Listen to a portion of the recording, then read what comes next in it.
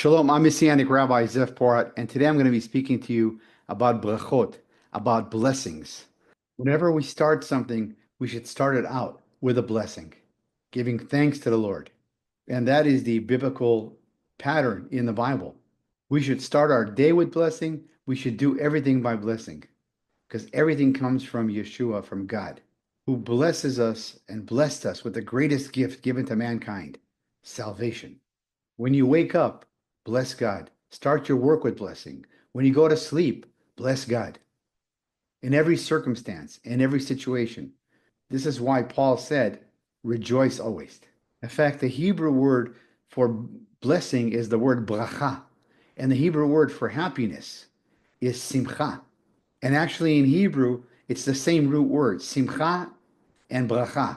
When you are blessed and you bless others and you start your day with blessing and you do everything in blessing, then you're happy. As we see in the Bible, Abraham to Isaac, Zachariah, Zechariah, holding his baby, Yochanan, John the Baptist, and he blesses him.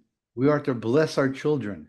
Psalms 35, verse 27, my children will serve God all the days of their lives and honor his word and be blessed all the days of their lives. No harm will touch my children. Only blessings will come upon my children. Blessings are being sent to my children each and every day by the love of God. Hallelujah. We are to bless our children. So many problems occur because we don't bless our children. And unfortunately, even many believers don't bless their children. You look at people like Hitler, they never got a blessing. Stalin, he never got a blessing. Their father never blessed them. They're cursed, and their whole generation is cursed. Cursed for eternity because they never found the Lord. It's not enough just to raise children. We need to bless them. And you have to speak it. You have to proclaim it in the name of Yeshua, in the name of Jesus. Bless our children with words of life. And the Bible says to children to honor your mother and father, to bless your mother and father. Exodus chapter 20, verse 12. Honor your mother and father so that you may live long in the land the Lord your God is giving you. It's a blessing. Parents are to bless their children, and children are to bless their parents. That is a biblical pattern. Blessing will come to you as you bless your parents. This is what forgiveness is all about. Forgiving. When you forgive, it's not about the other person. It's releasing blessing in your life. Lack of forgiveness hinders blessing. Why did Yeshua, Jesus, say, pray for your enemies? Because it's very hard to be angry or upset with your enemy if you're praying for him all the time. And it doesn't matter what you went through. It doesn't matter what you're going through. God works all things for good. Bless God for everything, for every circumstance.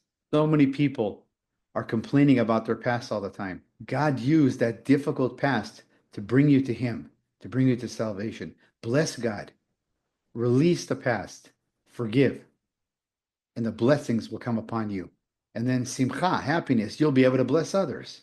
One of the great accounts in the Bible, in the Tanakh, Paul and Silas were put in the lower dungeon for preaching the gospel. And what did Paul and Silas do? Did Paul and Silas complain?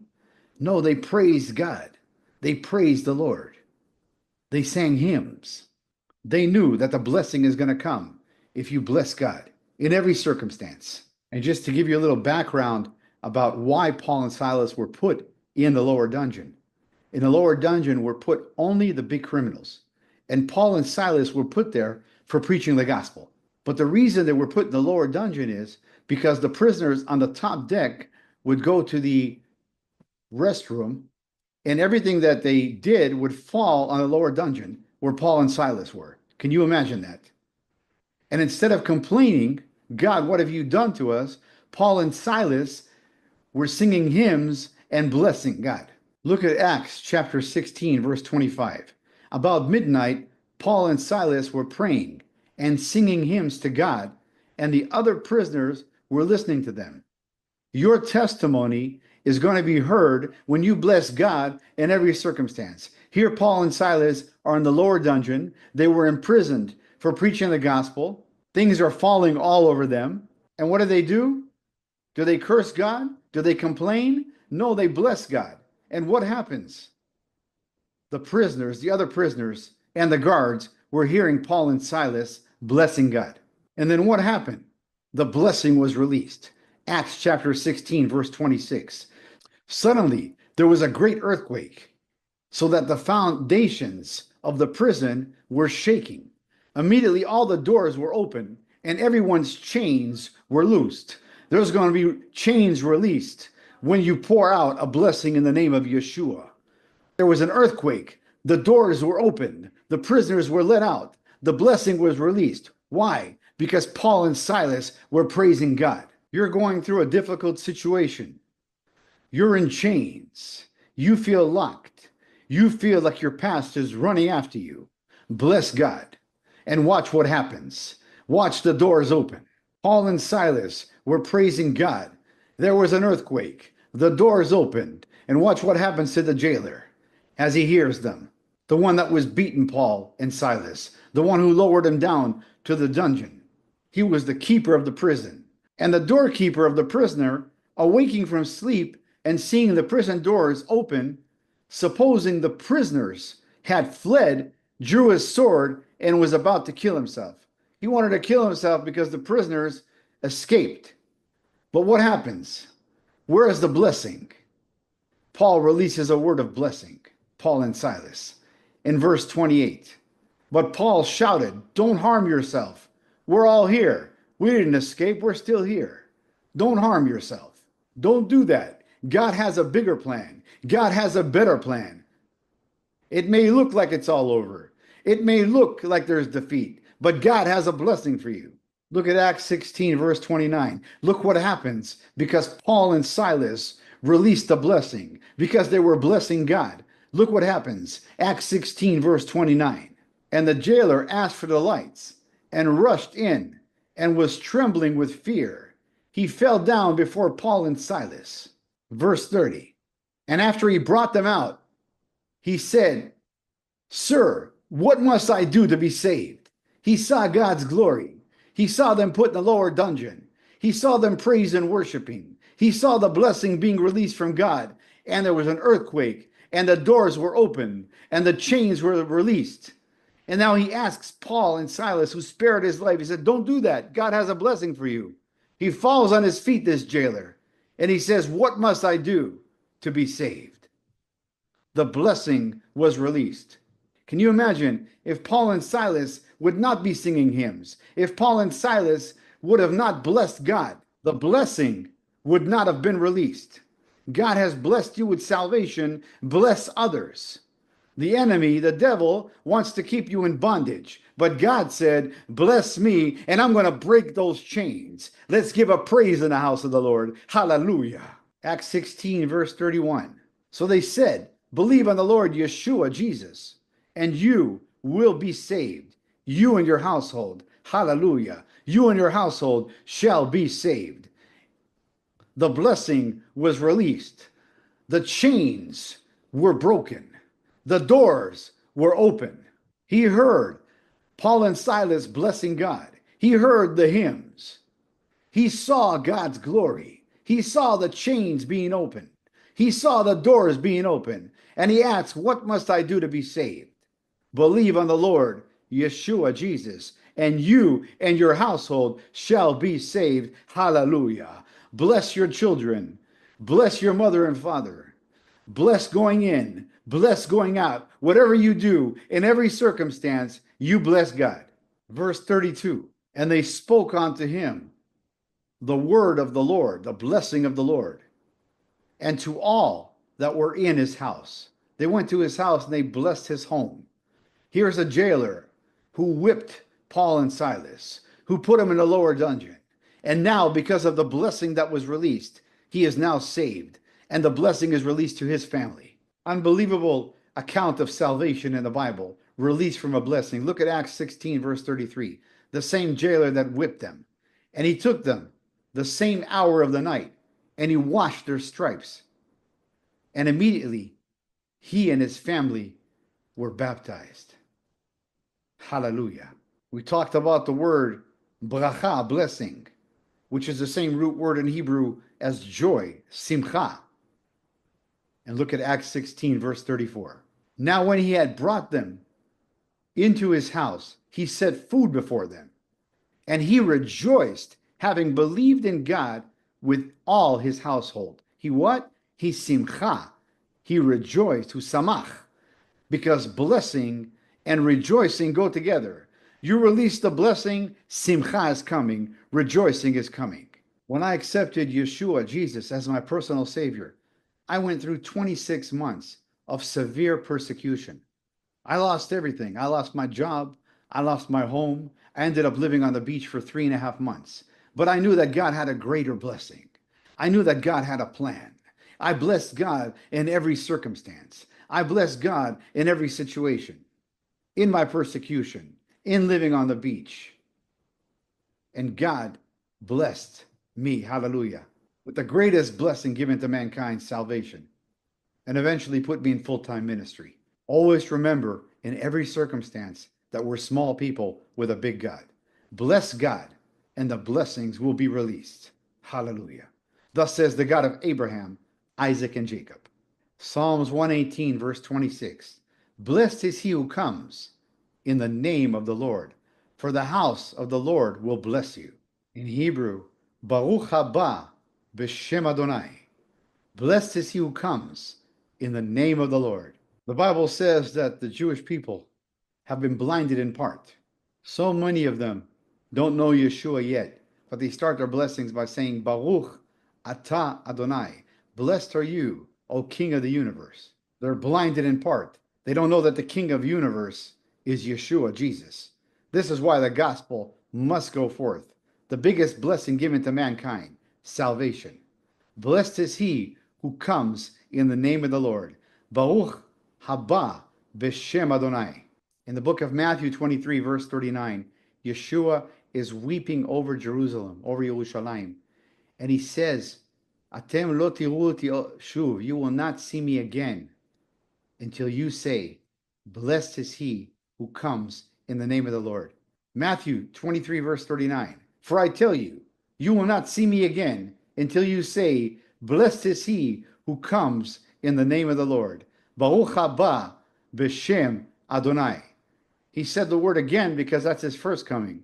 You will not see my second coming. You will not see me until you call on my name as Lord and Savior. You will not see me again until you say, Baruch haba b'shem Adonai. This is why it is so important that the gospel goes forth. But the only way the gospel can go forth is by the power of the Ruach HaKodesh, the Holy Spirit. And the only way the Holy Spirit can go forth is if we bless God in every circumstance. And watch those chains fall off. Watch those doors open. Watch those jailers and others on their knees asking, what must I do to be saved? All blessings begin with God. Everything we do, we bless God. And when we are blessed, we inherit the blessing from the high priest, Yeshua HaMashiach. And one of the greatest blessings given to Israel is the priestly blessing. And if you're born again, if you believe that Yeshua, Jesus, is God, that he died on the tree and the cross for your sins, he rose on the third day, and by his blood you have full redemption of sins, if you repent and believe, then you, according to the Bible, are part of the commonwealth of Israel. You have been grafted into spiritual Israel. And therefore, the blessing from the high priest, Yeshua HaMashiach, comes to you. But the blessing is coming from the heavens. This blessing in Numbers chapter 6, verse 24 to 26, in the Hebrew, is not a corporal blessing. It's an individual blessing, which means God is coming to each one of you one by one and blessing you. I am going to pray that blessing upon you today in the name of Yeshua, and the blessing is coming from Yeshua. He wants to bless you. I'll pray it in Hebrew and then in English. Yivarechecha Adonai vayishmarecha. Ya'er Adonai panav elecha vaychunecha. Yisa Adonai panav elecha V'yasem lecha shalom. In the name of Yeshua HaMashiach, B'Shem Yeshua HaMashiach, amen. May the Lord bless you, and may the Lord keep you. May the Lord make his face shine upon you, and be gracious to you. May the Lord lift up his countenance upon you, and give you his peace. In Yeshua's name, amen. Blessed are you who comes in the name of the Lord. Hallelujah. Until next time, I'm Messianic Rabbi Zev Porat, sending you blessings from Israel in the mighty name of the King of Kings and Lord of Lords, Aryeh Yehuda, the Lion of the tribe of Judah, the great I am, Jesus Yeshua. Amen. Every knee shall bow and every tongue will confess that Yeshua Jesus is God. Hallelujah. Amen. Blessed is he who comes in the name of the Lord. Baruch haba b'Shem Adonai.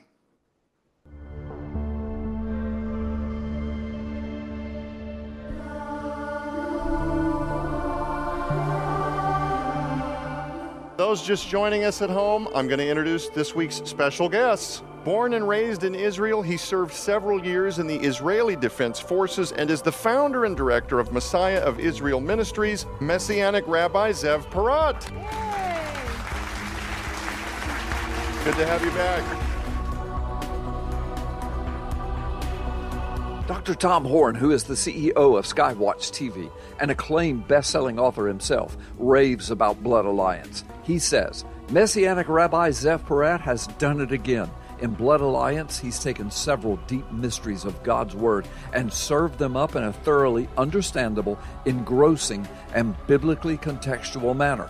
I assure you, he says, once you see the truths that Zev brings into glorious revelation, you'll soon begin to recognize those truths throughout the Scriptures, hidden in plain sight, from first to last. Blood Alliance is an absolute treasure trove. Have you ever heard of God's Threshold Covenant? If you haven't, you're in for a roller coaster ride of biblical discovery that will enhance your understanding of God's Word and the application of it to your daily life like never before. Messianic Rabbi Zev Porat will be taking you on a much deeper dive than you've probably ever previously experienced. In Blood Alliance, you'll come to understand the true nature of spiritual warfare like never before. You'll uncover the biblical truth about long-held traditions that still assault God's truth and His grace to this very day, throwing massive doctrinal confusion into almost the entire modern Christian church world. Finally, learn the truth about the temple on the Temple Mount and what the Old Testament and New Testament clearly lay out for the last days. Shocking surprises await you. This truly is a life-changing book to the glory of Yeshua, Jesus.